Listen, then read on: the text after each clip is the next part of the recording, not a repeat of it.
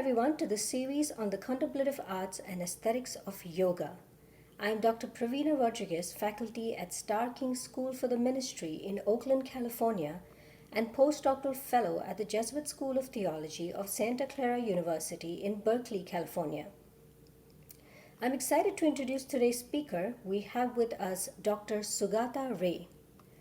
Dr. Sugata Ray is Associate Professor of South and Southeast Asian Art in the History of Art Department and the Department of South and Southeast Asian Studies at the University of California in Berkeley.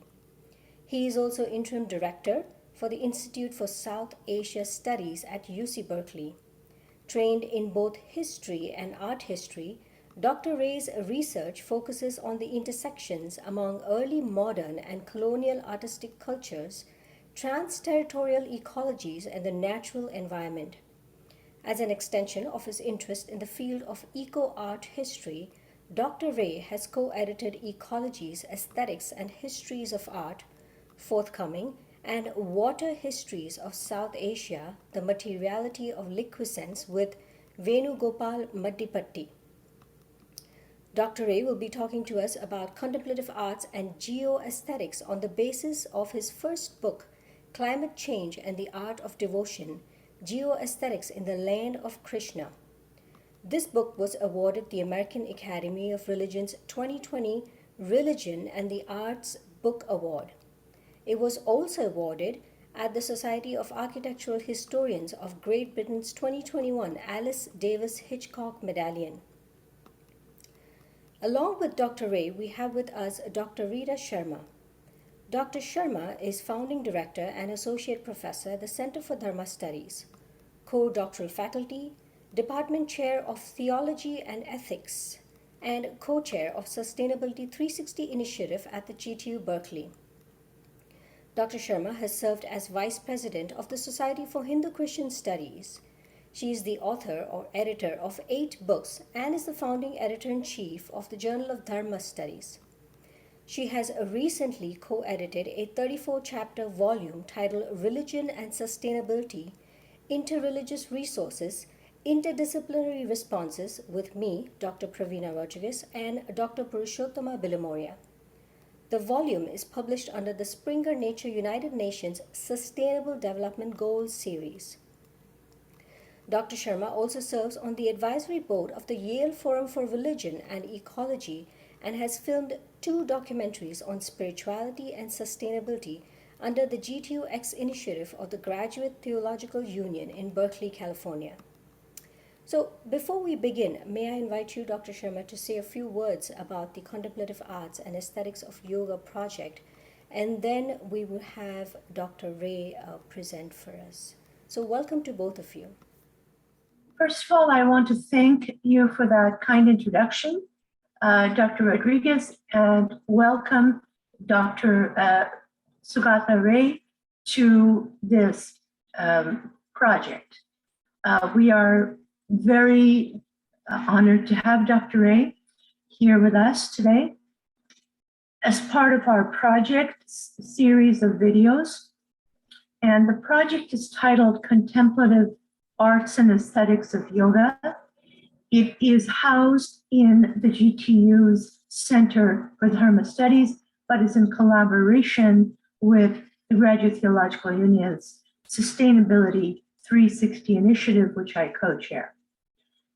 The idea of the contemplative arts and aesthetics of yoga is to present the vocabulary, the visual and material vocabulary of Hindu theology and the theologies that are connected with diverse forms of yoga, including Jain yoga and Buddhist yoga, and how they are embodied in aesthetic and artistic praxis, including what ends up being eco-praxis, because eco-praxis is foundational to the yogic world. And eco-praxis involves both praxis in wilderness, in the more than human world, but it also involves the integration of the elements of nature, of the flowers, of sacred groves, of rivers, and riverine rituals. All of these are part of what Dr. Ray will speak to us about today. So I will conclude with a brief video of that will show you the connection between our project and my project that I co-chair in Sustainability 360. Thank you for joining us and being with us today. We're going to be meditating on the connection between religion, spirituality, and the verdant natural world around us. In this quest, a theology of the land beckons. A spirituality of the wilderness beckons. We are guests in a land, and there is a hospitality involved in being a guest. Take a moment to reflect on where you might be.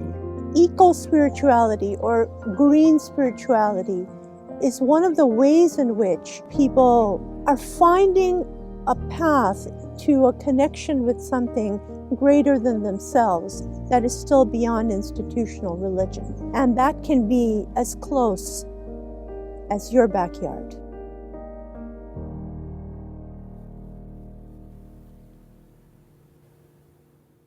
Welcome, Dr. Ray, and we are glad to have you. So thank you for this wonderful introduction and giving us a sense of the larger project in terms of thinking about spirituality and ecology. Let me share my screen. I'm an art historian. So what I thought I'd do is take this opportunity to talk a bit about my recent book, which focuses on climate change and its relationship to the formation of Vaishnavism in the early modern period, especially in North India. But I want to begin with a slight remove from where I work on, that is the region of South and Southeast Asia. I want to begin in North America. Between 1545 and 1576, a catastrophic epidemic in Mexico killed over 7 million people. The epidemic that was marked by hemorrhagic fever with death within 3 to 4 days led to the decimation of over 80% of the indigenous population within a period of 30 years. While colonial expansion was certainly responsible for this exceptionally high mortality rate, recent dendrochronology suggests that the epidemic was followed by a mega drought, one of the severest droughts in North America in the past 500 years. In a folio from the Atom Codex, what we see on the screen, a manuscript that recounts Mexico's history from the 12th century, we see the 1545 epidemic, among other events, right at the corner of the folio, bottom right corner. We see a man bleeding blood. Now, in retrospect, the insertion of a pictographic representation of an epidemic propelled by droughts offers an opening for me to think about the trans-territorial configurations of an art history of the ecological crises of the 16th century. My book proposed that such ecological crises can offer new methods for art history, methods that are receptive to the agentive force of the earth in relationship to human action on it. Artistic engagements with and in response to the natural environment is hardly a 16th century phenomenon. In the 7th century, the Pallava rulers of South India, for instance, had commissioned a colossal relief depicting the descent of the river Ganga on a boulder facing the Bay of Bengal in Mamallapuram, in Tamil Nadu. The perpendicular natural cleft between the two boulders was transformed into the river as water cascaded from a cistern on the summit of the rock. What we see here is really a coalescing of flowing water and the mythological narrative of the river's descent onto earth. foregrounding pre-modern artistic systems that fundamentally interwove natural and cultural worlds. We can see how the Pallavas, the patrons who commissioned this particular relief, mobilized the geological force of the natural world, that is, the hydrological dynamism of flowing water and an expansive oceanic space. The relief is on the coast, to enunciate an art practice in the 7th century. Much later, the Mughals would commission gardens, water pavilions. What we see on the screen is the first Mughal garden in North India, in Dhawalpur near Agra, both to conserve water, but also to embellish the imperial landscape. Then, it is hardly a truism that art and architecture, by its very nature, from the prehistory to the contemporary, has engaged with the natural environment in some way or the other. The discipline of art history, too, has been acutely aware of the natural environment and its impact on artistic practices from the very onset of the discipline in the colony. Take, for instance, Ananda Kumaraswamy, the Sri Lankan geologist and the doyen of the anti-colonial strands of the discipline, who had employed the nature-oriented aesthetics of art and architecture in South Asia as an opening to confront the logocentric rationalism of metropolitan, that is European art history, with its genealogies in the European Enlightenment. As early as 1934, Kumaraswamy had outlined the correspondences between medieval, that is pre-Enlightenment European, and South Asian art to suggest that the essence of art was to bring back into order the multiplicity of nature. Over the subsequent decades, much has been written on the philosophy and praxis of South Asia's art practices that developed both in response to, but alongside the environment. If we turn to the 16th century, art historians have suggested that the Mughal attempts to both visualize and establish large-scale gardens was an imperial technique to control the natural environment by reordering it. The Emperor Babur, for instance, had famously described his 1504 renovations to the Istalev Garden, which we see a painting on the screen, now in the collection of the British Library. Babur writes, formerly, its course, that is the stream's course, formerly its course was zigzag and irregular. I had made it straight and orderly, so the place became very beautiful. The garden then was a visual manifestation of the emperor's power and authority mapped out quite literally onto the land owned by the emperor. However, to stop at this mapping of power and authority would mean stopping just short of a methodological move that I describe as EcoArt history. For I argue that EcoArt history is not merely a history of human intervention in managing, ordering, aestheticizing, or transforming the natural environment. If that was the case, not much remains to be said beyond an expansion of the archive, that is, finding more case studies, more examples, and more histories that make visible how the human species engages the natural world, both in the past and in the present, whether it is hydrological infrastructure in Buddhist sites such as Sachi, 16th century paintings of imperial gardens, or even colonial botany.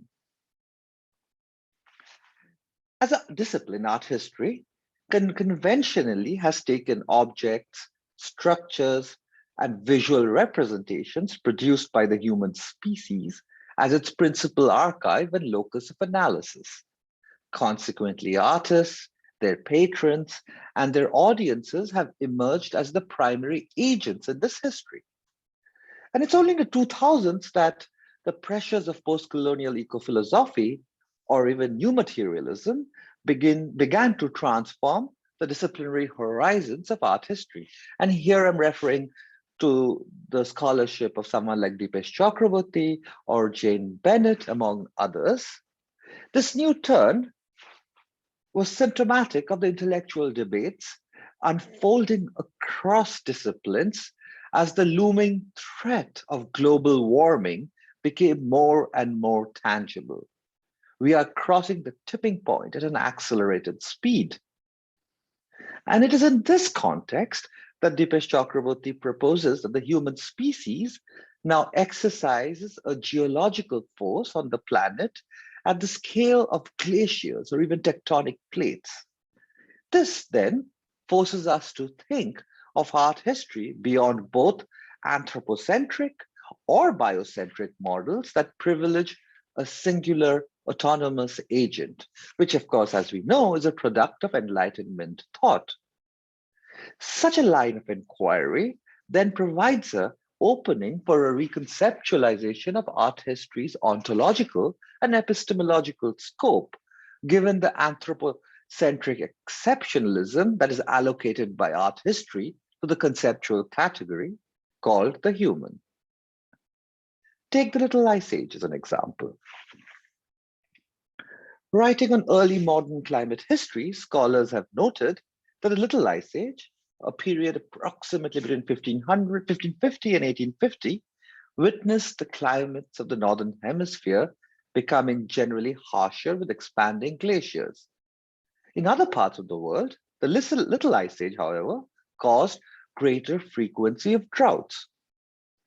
Then internal to the classification of the Little Ice Age is embedded an Eurocentricism that both names and designates an entire climatic period in world history based on declining temperatures in the Northern Hemisphere. The effects of the climatic upheavals of the Little Ice Age were global, but its manifestations in South Asia, parts of Africa, and South America were distinctly dissonant from that of Europe, with persistent droughts and unstable dry-wet oscillations brought about by the El Nino Southern Oscillation.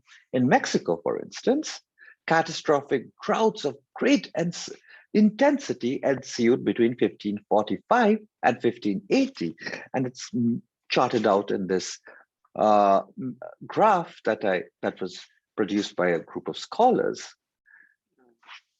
In South Asia, from 1554, the frequency of droughts increased, with the worst droughts ensuing in 1630, when 5 million people died.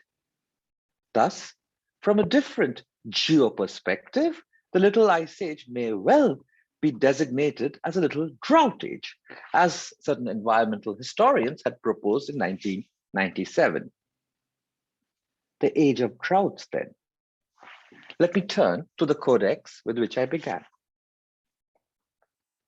The rapidly growing body of work on the so-called Little Ice Age has tended to center on certain specific themes and certain regions. Thematically, the focus is on political issues or economic issues, broadly speaking, rather than literature, culture, the religions, or the arts. Geographically, the focus has been on Europe and North America rather than Asia or Africa. My focus on the climatic epoch of the Little Ice Age was a strategic decision to decenter a certain fundamental Eurocentricism that has really marked both the disciplines of environmental history, but also thinking about global studies. So keeping this larger constellation of early modern trans-territorial climatic upheavals in sight that we see, for instance, in the Atom Codex produced in Mexico, my book turned to Braj, a pilgrimage center close to India's capital, New Delhi. Today, Braj is internationally celebrated as the site where the divine Krishna is believed to have spent his youth. Over the years, this 90-square-mile pilgrimage center has inspired numerous eulogies, including George Harrison, whose "It is He was composed after a 1974 visit to Braj, that the site was described in 2005 by the National Public Radio as a geography of heaven, perhaps attests to the continued international fascination with a site that, according to 16th century text, is the place where Krishna lives eternally. Crucially for us, it was during the climatic upheavals of the so-called Little Ice Age that devotees of Krishna traveled to Braj to discover the sites associated with the god's life on earth. In time, an extraordinary place-oriented theology emerged in Braj, one that not only centralized the veneration of the natural environment, but also perceived each stone, water body, and tree in the pilgrimage center as sacred and effervescent with immanent energy. Drawing on the sacramental theology, a rich visual culture that triangulated affective aesthetics, political governance, and natural resource management also emerged in the region. This visual culture, which found concrete articulation only after the commencement of a climatic epoch that led to massive droughts in North India beginning in the 1550s, was the subject of my book. My aim was to recover polyphonic repertoires of planet-oriented relational aesthetic entanglements that might provide genealogies, critical vocabularies, and deeper histories for a more capacious, intersubjective future. To this end, I examined tractions between the ecological and the artistic. Embodied ecological clusters in the pilgrimage site was my locus of analysis: water, the theophanic river Yamuna that traverses the region; land, the Govardhan hill, a hill that bleeds when wounded; forests, the sacred groves where Krishna roamed with his devotees, and plants were considered sentient beings; and finally, the architecture that works with the idea of ether, akasha, the natural element that holds together the principal components of Braj's sacred ecosystem. How did such ecological clusters inflect artistic practices? Let me read a section from the first chapter of the book. Cutting diagonally across the picture plane, the blue river flows beyond the border of the painting to a space elsewhere, a space that is conceivably beyond representation. It is the transversal movement of the fleeting diagonal, more than the height of the vertical, or the repose of the horizontal, that allows for the passage of the river through Braj, the bucolic site where Krishna is believed to have spent his youth. A visual translation of a verse from the Bhagavata Purana, the painting illustrates Krishna's amorous play in the river Yamuna with the gopis of Braj. Tired from the pleasures of love, Krishna, who has lost all inhibitions, enters the water of the flowing river with his beloved devotees. Thus begins the Jal Krira, the water sport. With looks of love, the young women around him laughed and splashed him vigorously, O king.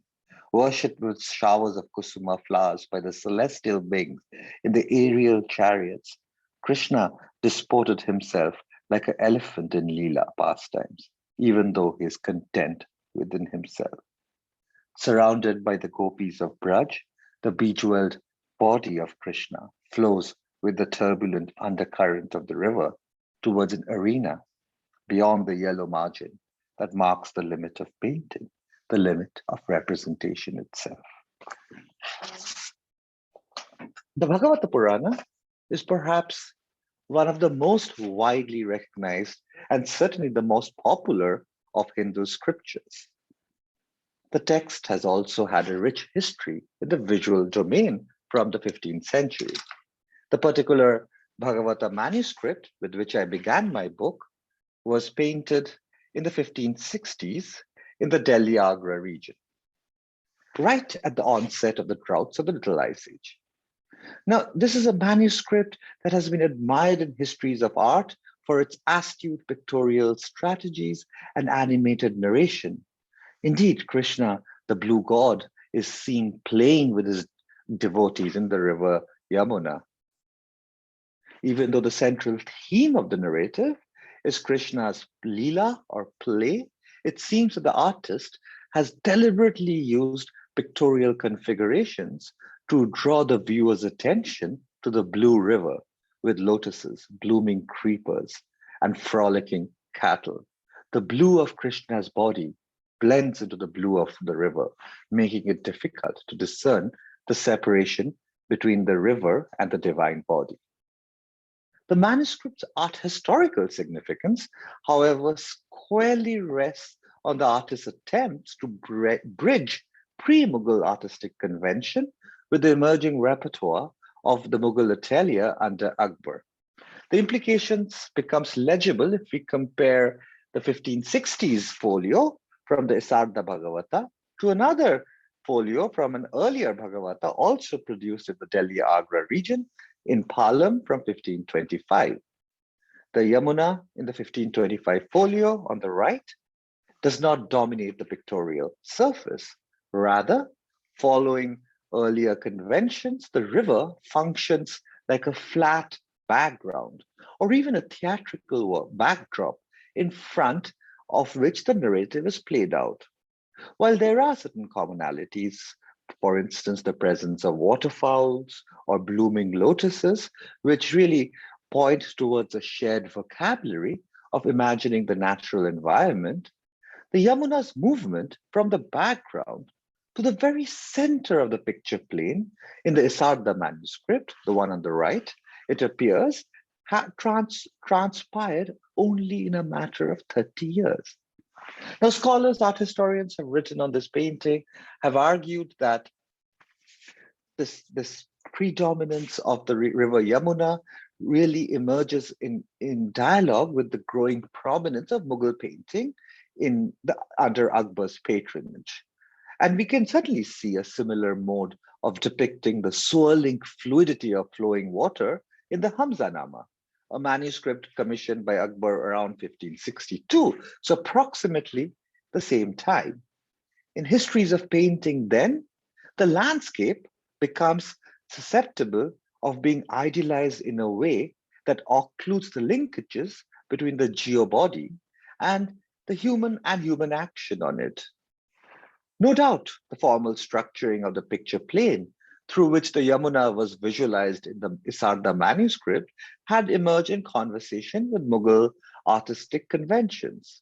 But it was a much denser cluster of philosophical ruminations, theological aesthetics, and pilgrimage practices, along with climate change, environmental disasters, droughts, that arranged the optical cognizance that directed this visual restructuring. Spaces of water as a relational field that were and still are materialized through a quotidian interweaving of the human and the non-human. While scholars are yet to take the linkages between trans-territorial famines propelled by drought and the emergence of an artistic culture that privileges a vision of flowing water seriously, a reappraisal of early modern material culture in relation to the so-called Little Ice Age connects the natural and the social. The natural undoubtedly shaped the aesthetic. But such a reading must also proceed with caution.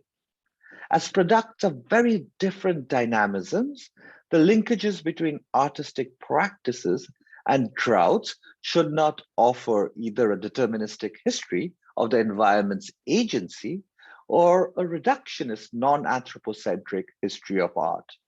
Rather, a transversal movement from the optical sensibility of art and architecture to the natural environment and vice versa, I propose, offers a relational field that makes visible the political, the social, the theologic, and the artistic imperatives of seeing water.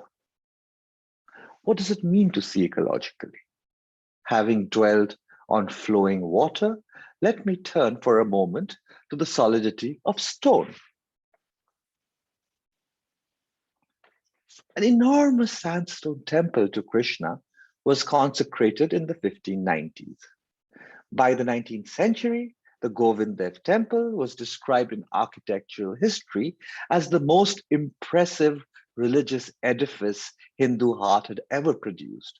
And by now, the temple has become a key monument for the history of early modern architecture in India.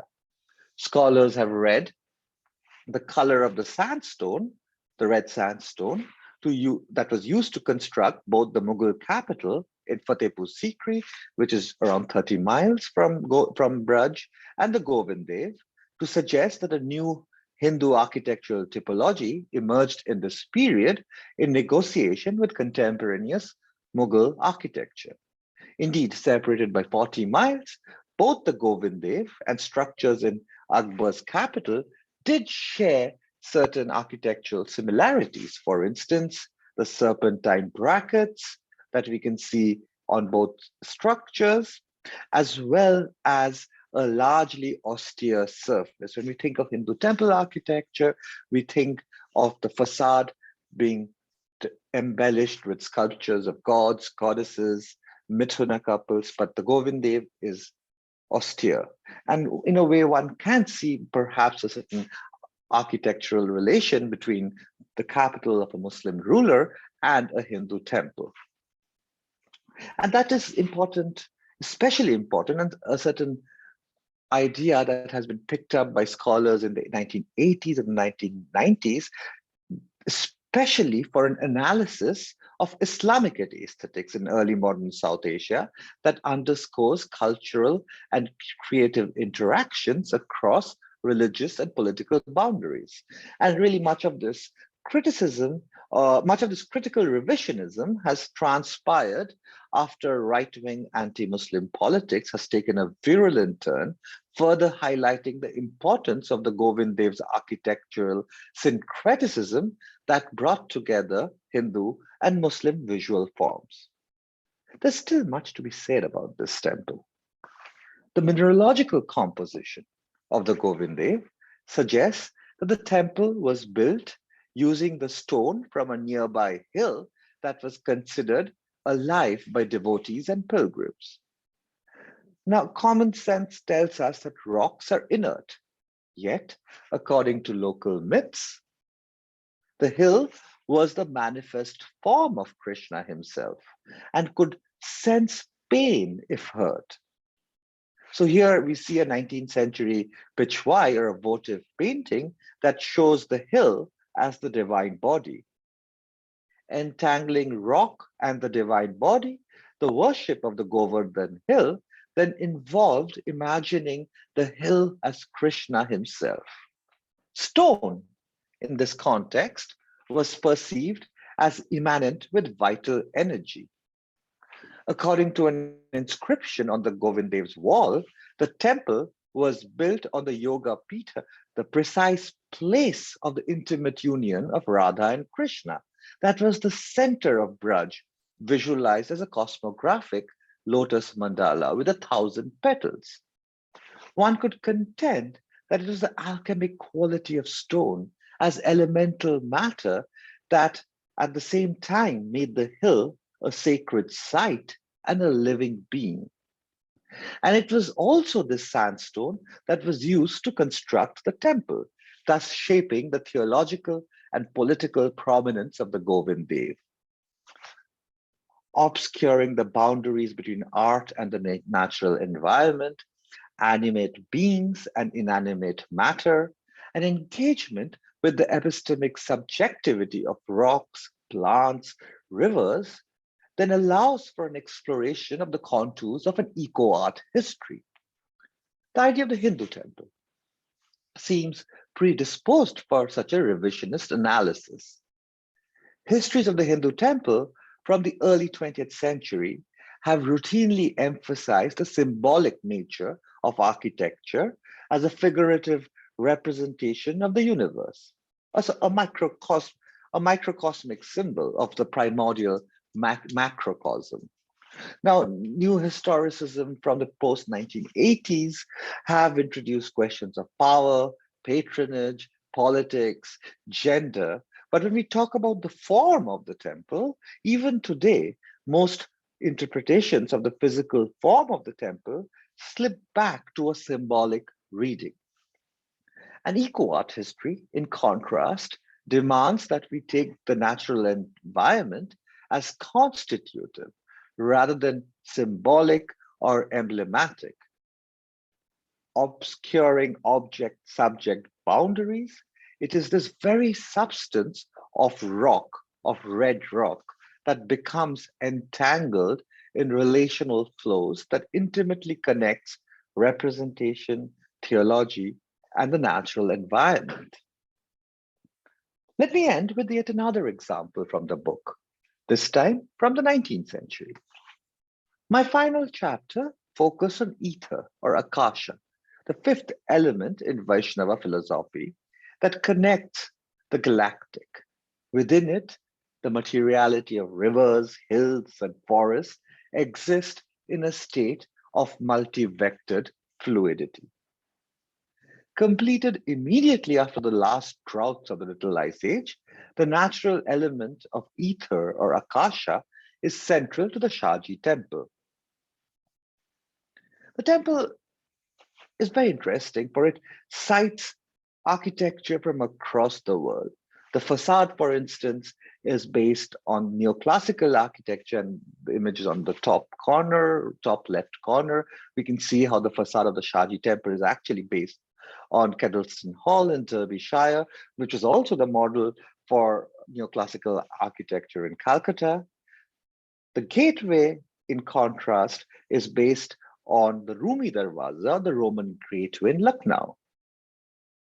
Similarly, the pillars are based on Bernini's famous bronze baldachin in St. Peter's Basilica in Rome. So, citing British neoclassical architecture, earlier Islamic form, and Baroque columns from Rome, the 1868 temple ushers in yet another architectural paradigm that connects colonial cultural ecologies to the ecologies of cosmic matter or akasha.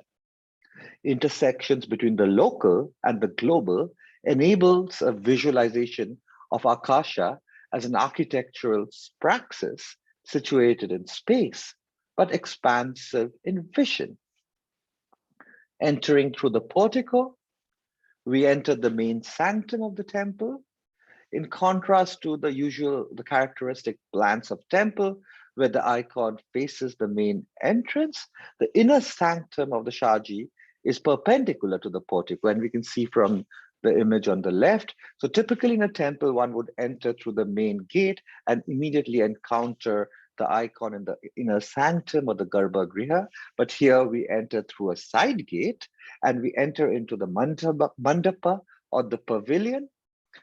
This layout implies that the devotee does not view the icon in the sanctum immediately upon entering the mandapa, as one would expect or anticipate.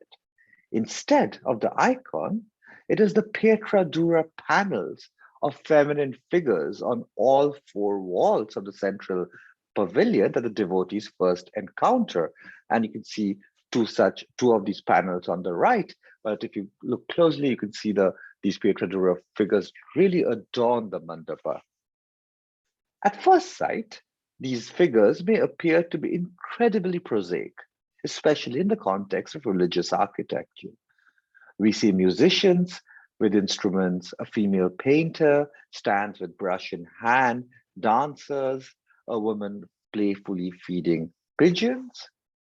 The body of the devotee, the figural imagery on the wall, and the icon of Krishna in the sanctum becomes part of a relational system that resonates with the diagrammatic construction of the circular dance of the Rasa Mandala, as it had gained conceptual form in the early modern period.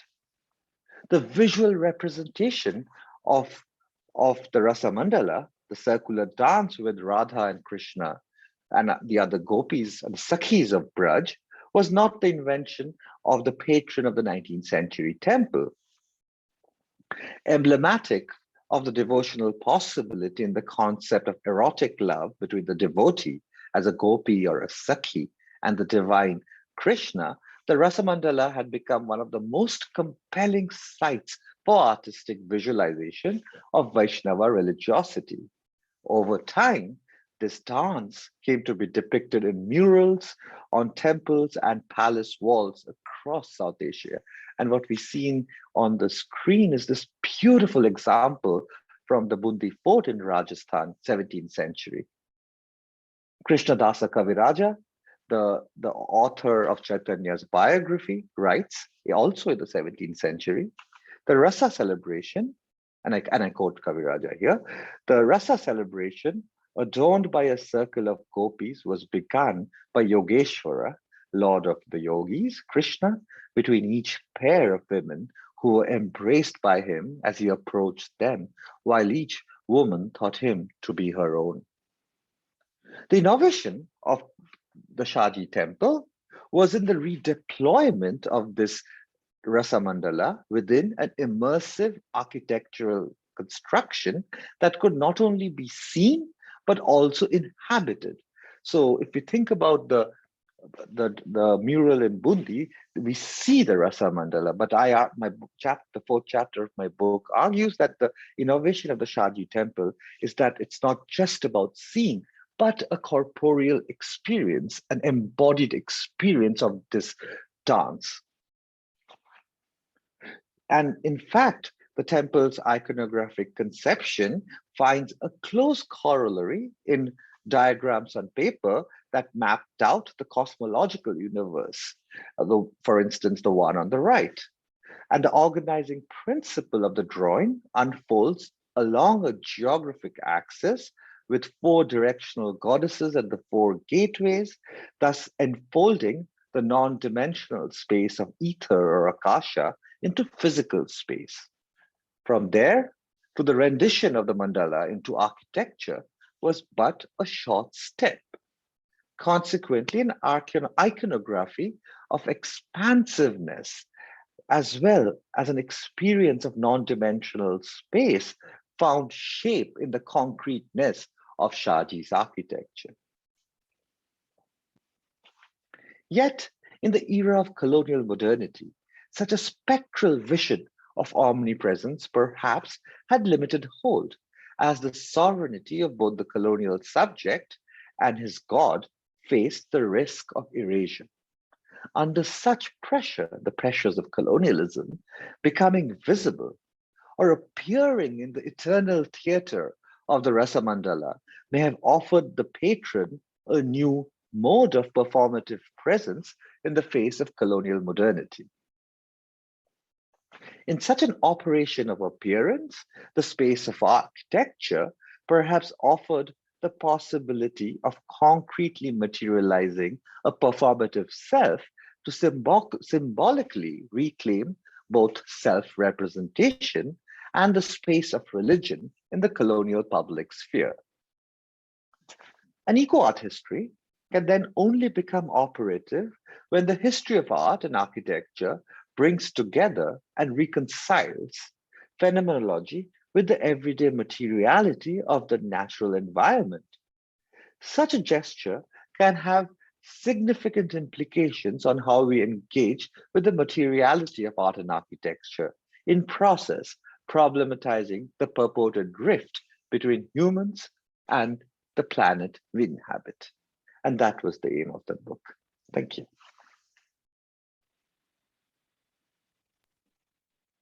Thank you for that fascinating exposition. I have a few brief thoughts. I won't take too long, but in terms of water, what we have in that same period in Bengal is an explosion of practices involving water. And of course, I refer to Bengal because Gauriya Vaishnavism, which is the theological tradition we're referencing here, arose from Bengal.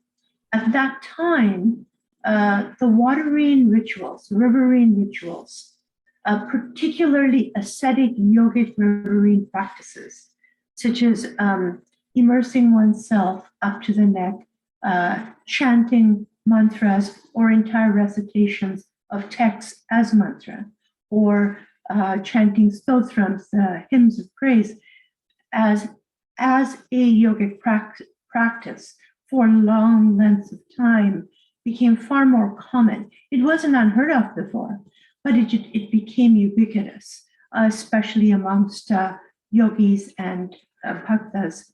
And so would you, I'm just wondering if that has some kind of link to our little drought age. And also, that is my first question, and I'll let you answer it, then I'll ask them a second. No, I think you raise a very good point in terms of thinking about how rituals surrounding the use of water really becomes omnipresent across South Asia in the 16th century. The issue that I was negotiating when I was writing the book is to find historical evidence that marks these droughts. So if you think of much work on the Little Ice Age, on sort of looking at pollen, looking at proxy data, has happened in North America and Europe. There is very little archival material in South Asia, Africa, or South America that allow us to have that granular history in terms of climatic variability. So if we are to then bring together, let's say, histories of droughts or histories of temperature variability with ritual practices, with religious practices, we need that proxy data. We need to know when did the droughts happen, how long did these droughts last? And unfortunately, again, I think it speaks much about environmental humanities that much of the scholarship has focused on North America or Europe. So there is very little work in Bengal on, let's say, the riverine deltas of Bengal in the 16th century that gives us concrete evidence of how climate change was, whether climate change was happening, how climate change was, when did it start, how long did the droughts last. So for my own book project, I had to look at textual sources. I had to look at Mughal accounts, travel accounts that gave me a sense, like I had to reconstruct the history of climate change through Mughal archives. And that then allowed me to map a certain relationship between changes in ritual, changes in artistic practices, changes in theology as well, that was happening concurrently. So in a way, I think there is much that can be done in other parts of South Asia by looking at both the records in terms of taxation systems that give you a sense of whether there are drought failures. And it could be a productive way to think about what the landscape means differently. Again, that's something very interesting, because if you talk about North India, it's a very dry landscape. So in a way, the riverine systems that we see in Bengal, really it was called the swamps. And we think about this one, a lot of work being done in trying to think about the ecology of Bengal. So I do think that one would have a certain different response in Bengal, precisely because of the ecological, because of the landscape. But that said, I think that scholarship would need the sort of the climatic, would need the sort of the crutch, so as to speak, of that deep history of droughts to figure out whether, let's say, the transformations in ritual were actually following droughts, or maybe they were not, and that is absolutely fine. Religion, we should not think about climate change and religion so deterministically. So I think that is where I think it requires more research. It requires far more archival research. So I would hesitate to sort of talk about what is happening in 16th century Bengal, because I do not have access to that sort of records from that period. The other thing that comes to mind is that Chaitanya Vaishnavism has a very profound relationship to the spirituality of terrain that one sees in the 10th book of the Bhagavata Purana. Now, the thing is that, you have Vallabha and Nimbarka, Vallabha, even Madhva traditions that focus on Krishna and that focus on this period of his life. But at the same time, the Gauriya Vaishnava tradition, the Chaitanya Vaishnava tradition, celebrates the ecology of the theology in a profound way. And you see that even in their rituals that are extant, that involve extensive use of natural materials or flora and fauna. And so I wonder if that was also a kind of catalytic force as Chaitanya Vaishnavism kind of exploded on the scene. And you're absolutely right in terms of thinking about, I have used Krishnadeva Kaviraja's biography a lot in this book, and how Chaitanya talks to the trees of Vrindavan, and he cries when he sees the dust of the Govardhan hill. So there is a certain deep understanding of the animacy of the environment in Gaudiya Vaishnavism as it evolved both in Bengal, but once it's transplanted to Braj. And I think there is something to be said about the rediscovery of Braj as a site that really animates this earth-oriented aesthetics of Gaudiya Vaishnavism. It is because when he's encountering the Govardhan hill, he sees the Shila, and that he wears the Shila, and he touches the Shila to his eyes. So I think that place-oriented aesthetics, that it was not a coincidence that all of these place-oriented aesthetics of Chaitanya, of Gaudiya Vaishnavism, actually developed after Chaitanya goes to Braj and has a relationship with the trees and the flowers and the river and the rocks. Now, so where I think I see is that what I do in the book is to take that a little further, and certainly that scholars have, from Allen Entwistle onward, scholars have recognized this sort of environment. I mean, they wouldn't describe it as an ecological or environmental approach, but that was obviously, they were writing in the 1980s and the 1990s. But now, what for me becomes interesting is that essentially, if we think about the development of visual culture in this region, in the Mathura Vrindavan region, so there is this body of scholarship from David Haberman, from Allen Entwistle, who focus on the sort of the understanding of walking through the vanas. And then there is another strand of scholarship which focus on the political ecologies. And I'm thinking about the reading of Mughal architecture in relationship to Fateh, in relationship to Chaitanya, in relationship to Akbar's patronage to the Gauriyas. So you have these multiple matrices, the matrix of environmental ecology, environmental thinking, the matrix of political ecologies.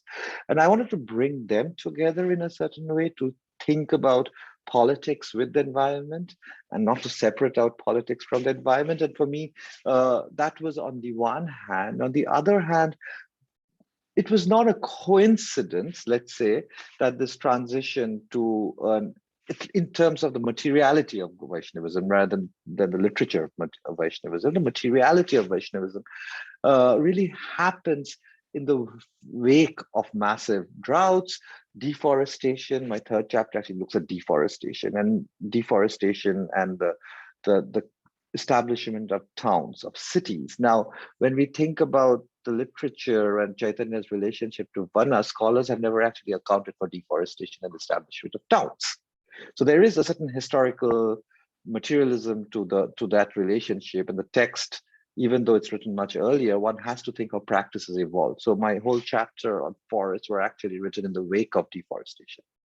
And how does deforestation then affect understandings of the Kunja and the Vana, which exist from the time of the Gita Govinda. But there has to be a certain situated understanding of the Vana after the 18th century, after the rise of deforestation and urbanization in Mathura, Agra. So that's fascinating, because the thing is that the association with Vana for the Chaitanya tradition, for Chaitanya himself, you have the Chaitanya tradition as a whole,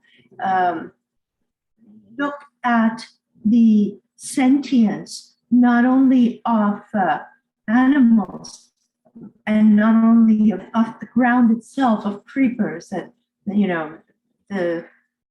that even the animals dance when the Lord's name is mentioned, and so forth.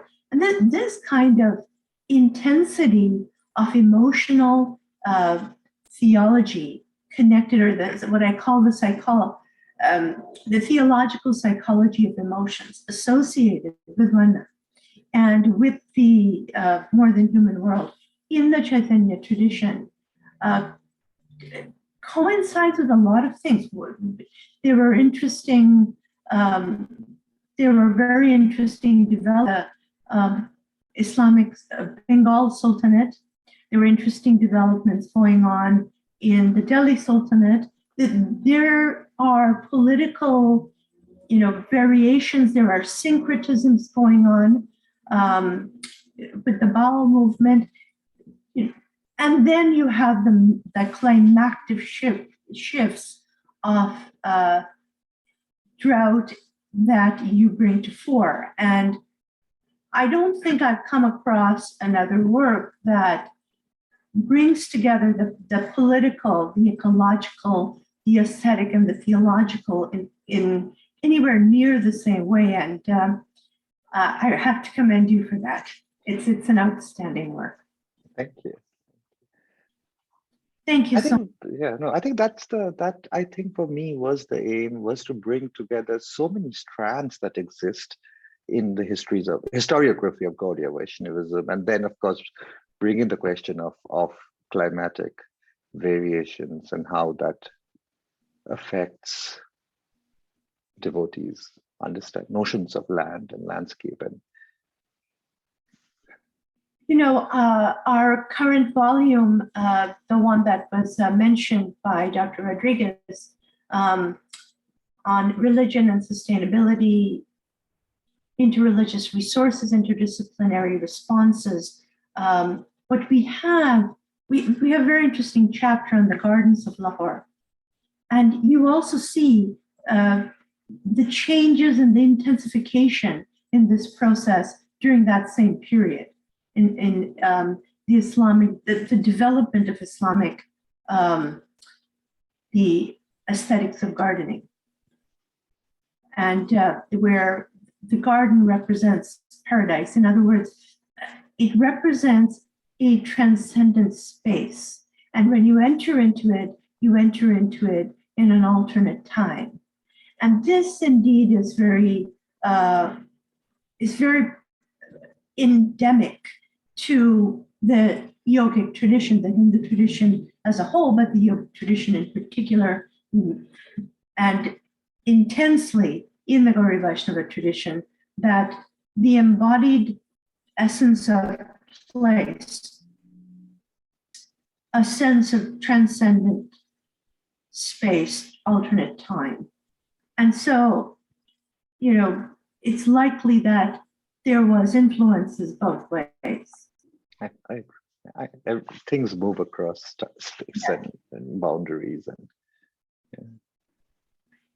So I wanted to just thank Dr. Pravina Rodriguez for arranging our event, and thank you again for joining us.